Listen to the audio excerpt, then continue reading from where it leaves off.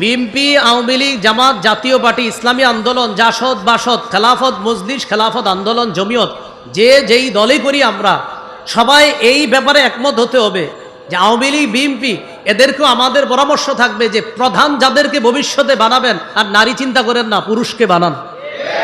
পুরুষ নিয়ে এটা হোক, এটা আলোচনা হোক। কারণ ব্যর্থতার প্রথম ধাপই হলো যে নারী যদি প্রধান হয় সেই জাতি ব্যর্থ হবে, সফল হবে না।